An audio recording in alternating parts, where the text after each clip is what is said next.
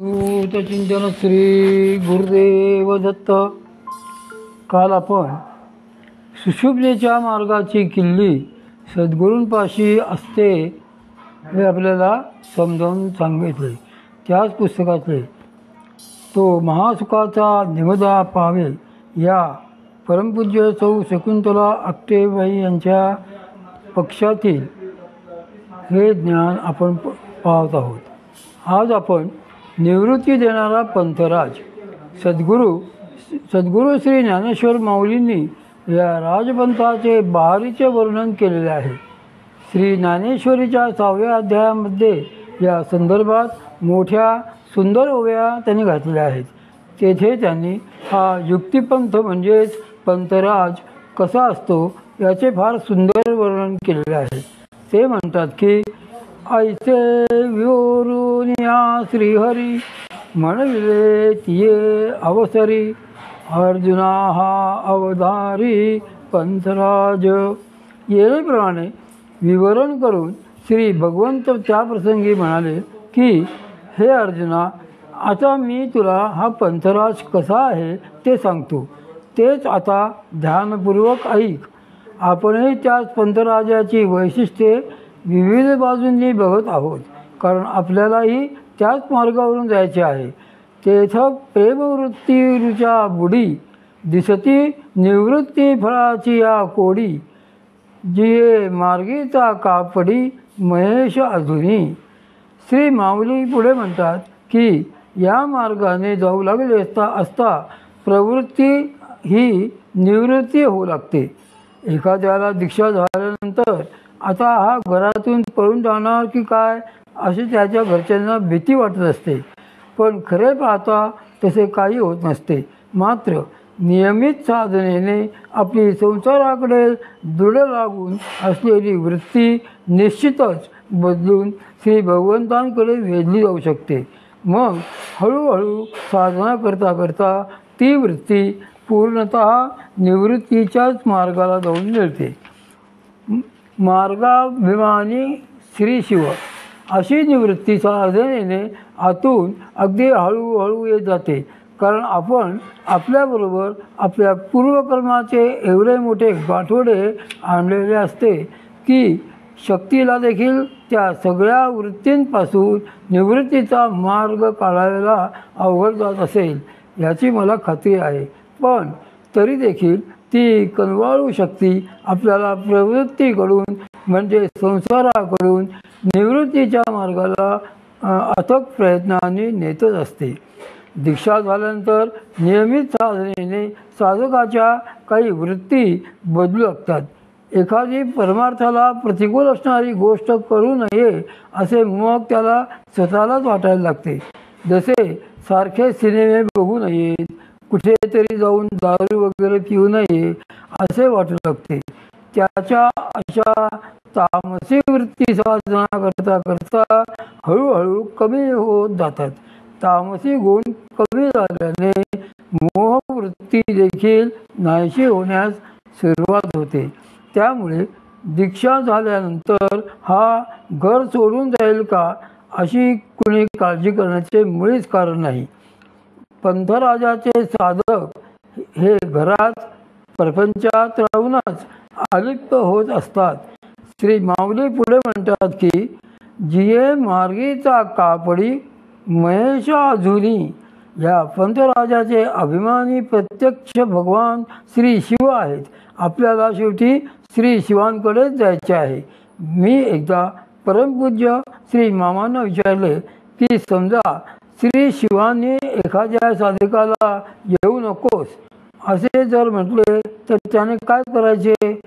त्यावर श्री मामांनी सांगितले की भगवान श्री शिव आणि सद्गुरू हे एकाच ठिकाणी म्हणजे सहस्त्रचार चक्रास्थानी बसलेले असतात. सद्गुरू इतके दयाळू दुसरे कोणीच नाही. ते जर त्या साधकाचा कळवळा येऊन दयाळूपणे श्री शंकरांना म्हणाले की अहो देवा त्याला येऊ द्यावे, तर श्री शिवही ठीक आहे असे म्हणून आणि त्या साधक जीवाला स्वीकार करतात. श्री सद्गुरूंची करुणा परमपूज्य श्री मामा याच अभिप्रायाने असेही सांगायचे की रस्त्यावरील भटक्या कुत्र्यांना पकडायच्या म्युन्सिपाल्टीची गाडी येते, पण ज्या कुत्र्याच्या गळ्यात पट्टा बांधलेला असेल त्याला मात्र ते लोक पकडत नाहीत, कारण त्याचा कोणीतरी मालक असतो.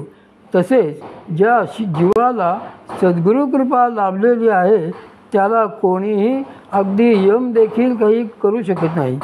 सद्गुरुकृपांकित जीवाला न्यायला यमराज येऊ शकतच नाही, आणि ते जरी आले तरीसुद्धा त्यांना दूरच राहावे लागते, कारण त्यांना ठाऊक असते की या जीवावर सद्गुरुकृपा झालेली आहे.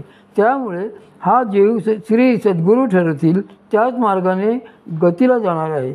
आपल्यासाठी ही एक मोठी समाधानाची बाब आहे.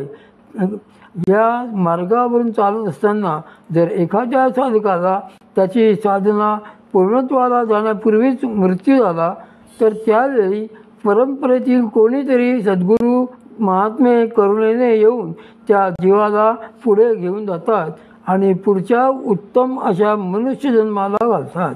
त्यांनी तुमची सर्व जबाबदारी घेतलेली असते, म्हणूनच ते तुम्हाला तसे पुढे नेतात.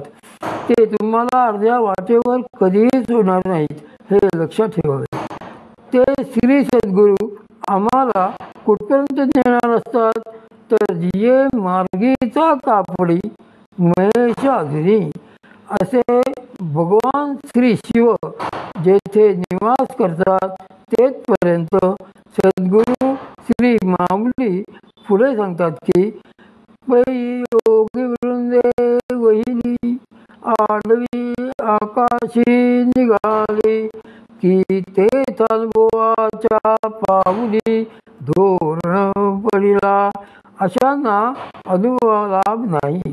समजा एखादा निर्दैवी साधक पंथराजाची प्राप्ती न होता स्वकर्मयोगाने एखाद्या वेगळ्याच मार्गाने भरकटला किंवा कर्मधर्म संयोगाने त्याला एखादा हठयोगी अथवा तांत्रिक भेटला आणि त्याची शक्ती सुषुप्तीऐवजी इडेत किंवा पिंगलत गेली तर त्याला आत्मसुखाचे अनुभव येणार नाहीत.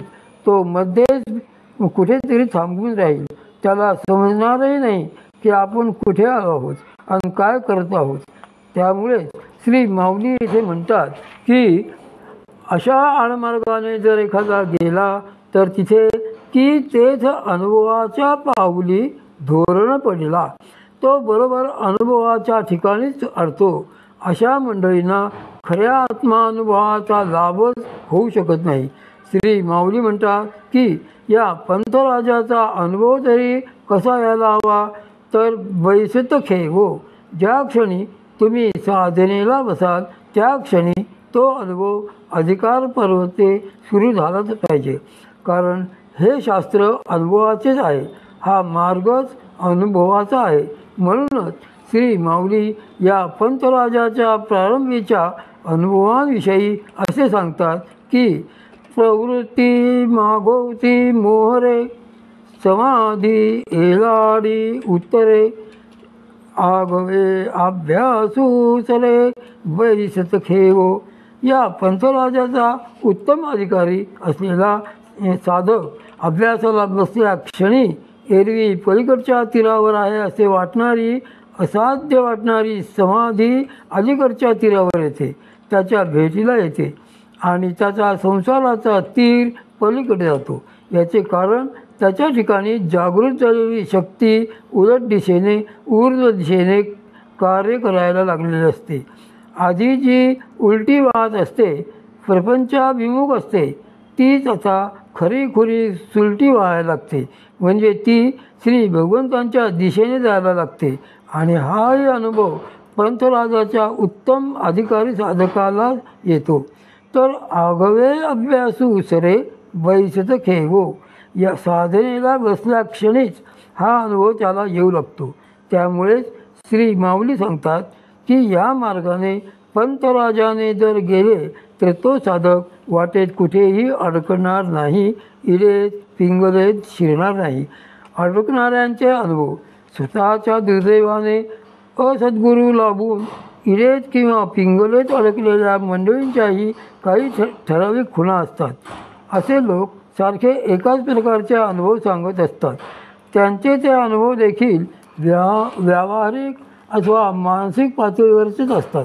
त्यांना पुन्हा पुन्हा वर्षानुवर्षे संबंध आयुष्यभरसुद्धा 30 स्वप्ने पडतात किंवा भ्रम होत असतात. तरी त्यांना असे वाटत असते की हेच खरे आहे, पण ते सारे फसवे असते. कुठेतरी काहीतरी बघितलेले, ऐकलेले, वाचलेले असते आणि त्याचे चंचल मन त्याच्यासमोर या ना त्या प्रकारे तेच उभे करत असते. मात्र त्यांना तेही खरेच वाटत असते. अशा अनेक अडकलेल्या साधकांना मानसिक पातळीवर जे नाना प्रकारांचे भ्रम होत असतात त्यांनाच ते अनुभव समजत असतात आणि त्यांचे गुरु म्हणविणारेही स्वार्थासाठी त्याची पुष्टी करीत असतात. अनेक जण आपल्याच मनाने साधनेत क्रियाही करीत असतात. बऱ्याच जणांना प्रापंचिक गोष्टीमध्ये अनुकूलता दिसू लागली की तोच परमार्थाचा अनुभव आहे असे वाटत असते. अशा नाना पंथाचे साधक म्हणणाऱ्यांच्या नाना तऱ्हा आपल्याला दिसू लागतात. पंथराजाच्या साधकांना मात्र असा कुठलाच संभ्रम वाटायला येत नाही. त्यांच्याविषयी सद्गुरू श्री माऊली पुढे असे सांगतात की तीही आत्मबोधाचे उजुकारे धाव घेतली एक सरे की येर सकळ मार्ग निजसुरे सांडून या पाठी